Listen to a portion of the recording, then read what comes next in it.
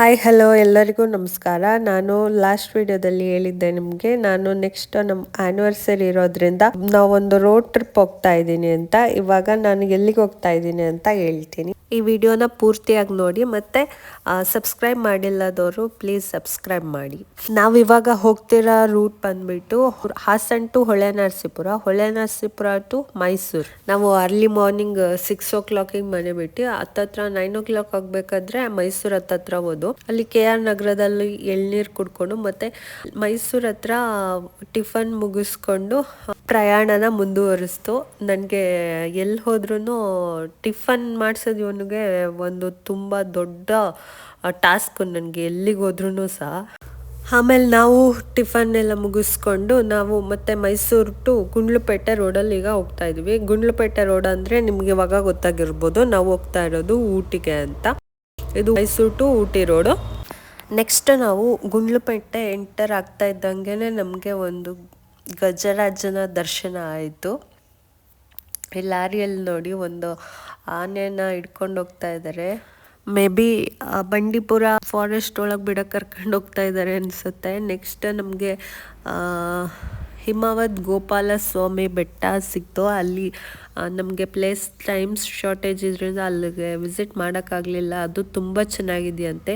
ಹಾಗೆ ನಾನು ನನ್ನ ಮಗ ಚಿಪ್ಸ್ ಎಲ್ಲ ತಿನ್ಕೊಂಡು ಆರಾಮಾಗಿ ಎಂಜಾಯ್ ಮಾಡ್ಕೊಂಡು ಹೋಗ್ತಾ ಇದ್ದು. ನೆಕ್ಸ್ಟ್ ನಮಗೆ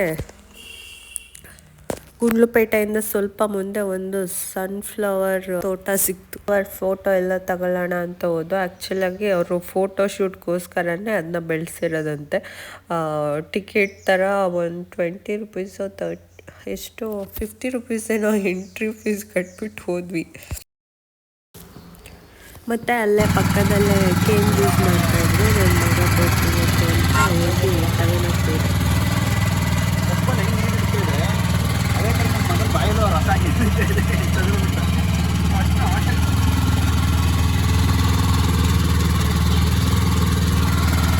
ಬೇಕು. ಏನು ಬೇಕು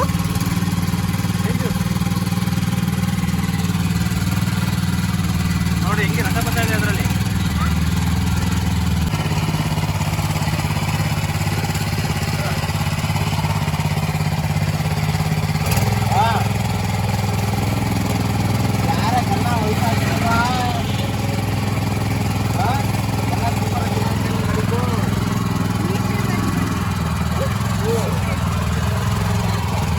ನೆಕ್ಸ್ಟ್ ನಾವು ಗುಂಡ್ಲುಪೇಟೆಯಿಂದ ಎಂಟರ್ ಆಗಿದ್ದೆ ಬಂಡೀಪುರ ನ್ಯಾಷನಲ್ ಪಾರ್ಕ್. ನಾವು ನೆಕ್ಸ್ಟ್ ಅಲ್ಲಿ ಸಫಾರಿ ಹೋಗೋಣ ಅಂದ್ಕೊಂಡ್ವಿ. ಆದರೆ ರಿಟರ್ನ್ ಬರುವಾಗ ಹೋಗೋಣ ಅಂತ ಡೈರೆಕ್ಟ್ ಫಾರೆಸ್ಟ್ ಒಳಗೆ ಎಂಟ್ರಿ ಆದ್ವಿ. ಎಂಟ್ರಿ ಆದಂಗೆ ತುಂಬ 106 ಜಿಂಕೆಗಳು ಕಾಣಿಸ್ತು. ಮಕ್ಕಳಿರೋರಂತೂ ಮಸ್ಟ್ ಆ್ಯಂಡ್ ಶುಡ್ ಇಲ್ಲಿ ವಿಸಿಟ್ ಮಾಡಲೇಬೇಕು. ತುಂಬ ಚೆನ್ನಾಗಿದೆ ಆ್ಯನಿಮಲ್ಸ್ ಎಲ್ಲ ತೋರ್ಸೋಕ್ಕೆ. ಝೂ ಒಳಗಿಂದ ತೋರ್ಸೋಕ್ಕಿಂತ ಈ ಥರ ರೋಡ್ ಸೈಡೇ ನಿಂತಿರುತ್ತೆ ನೋಡಿ. ಇಲ್ಲಿ ಎಷ್ಟೊಂದು ಪ್ರಾಣಿಗಳಿತ್ತು. ಇದಂತೂ ತುಂಬ ಚೆನ್ನಾಗಿದೆ.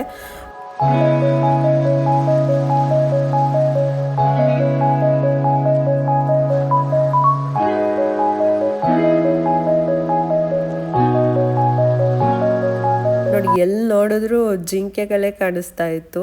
ಜಾಸ್ತಿ ಜಿಂಕೆಗಳೇ ಇದೆ ಅನ್ಸುತ್ತೆ. 100,000 ಜಿಂಕೆಗಳಿತ್ತು. ಮಕ್ಕಳಂತೂ ತುಂಬ ಖುಷಿ ಪಡ್ತಾರೆ ನೋಡ್ಬಿಟ್ಟು. ಅದು ಹತ್ರನೇ ಇರುತ್ತೆ. ಒಳ್ಳೆ ರೋಡ್ ಸೈಡಲ್ಲೇ ಕುರಿಗಳು ಮೇಯೋ ಥರ ಮೇಯ್ತಾ ಇತ್ತು. ತುಂಬ ಚೆನ್ನಾಗಿತ್ತು. ಇದನ್ನ ಮಾತ್ರ ಯಾರು ಮಿಸ್ ಮಾಡ್ಕೋಬೇಡಿ ಈ ಪ್ಲೇಸ್ನ.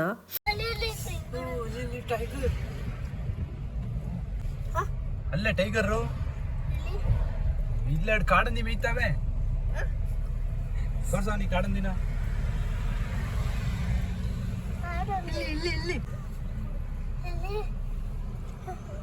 ಡೈನೋಸರ್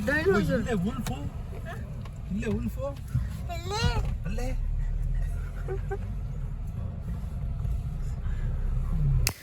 ನನ್ನ ಮಗನಿಗೆ ಸುಮ್ಮನೆ ಹಂಗೆ ತಮಾಷೆ ಮಾಡ್ಕೊಂಡು ಬಂದ್ವಿ. ಅವನಂತೂ ಫುಲ್ ಎಕ್ಸೈಟಾಗಿ ಏನೇನಿದೆ ಅಂತ ಇಣ್ಕಿ ನೋಡ್ತಾ ಇದ್ದ. ಆವಾಗ ತಮಾಷೆ ಮಾಡ್ತಾಯಿದ್ವು ನಾವು.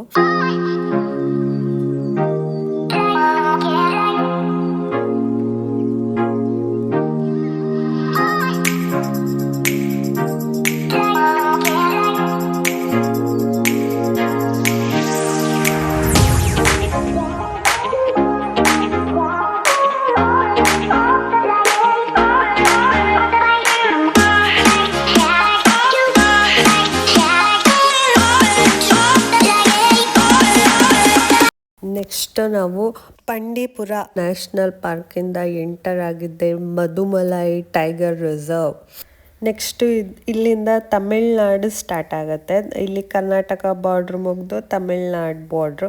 ನಾವು ಬಂಡೀಪುರ ನ್ಯಾಷನಲ್ ಪಾರ್ಕ್ ಅಂತ ಹೆಸರಿಟ್ಕೊಂಡ್ರೆ ಅವರು ಮಧುಮಲೈ ಟೈಗರ್ ರಿಸರ್ವ್ ಅಂತ ಹೆಸರಿಟ್ಕೊಂಡಿದ್ದಾರೆ. ಬಾರ್ಡ್ರ್ ಹಾಕೋಬಿಟ್ಟಿದ್ದೀವಿ. ಆದರೆ ಪ್ರಾಣಿಗಳಿಗೆ ಯಾವ ಬಾರ್ಡ್ರೂ ಇಲ್ಲ. ಟೈಗರ್ ಅಲ್ಲಿಗೂ ಹೋಗುತ್ತೆ, ಇಲ್ಲಿ ಬಂಡೀಪುರಗೂ ಬರುತ್ತೆ. ಆನೆಗಳು ಅಷ್ಟೇ, ಎಲ್ಲ ಪ್ರಾಣಿಗಳು ಅಷ್ಟೇ. ಆದರೆ ಮನುಷ್ಯರುಗಳು ನಾವು ಮಾತ್ರ ಬಾರ್ಡ್ರ್ ಹಾಕ್ಕೊಂಡಿದ್ದೀವಿ ಅಷ್ಟೇ.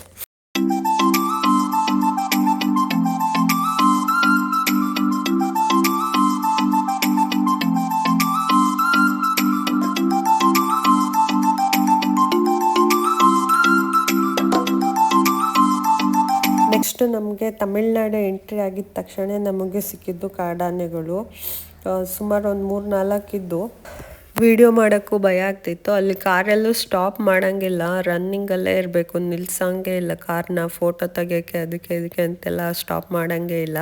ಪೊಲೀಸಲ್ಲೇ ರೈಡ್ ಮಾಡ್ತಾ ಇರ್ತಾರೆ.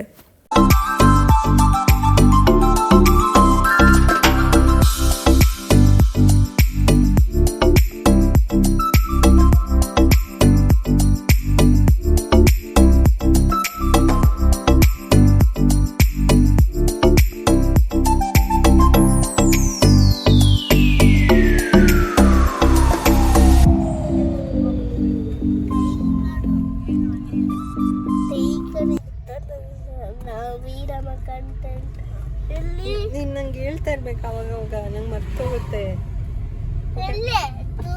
ಓಕೆನಾ?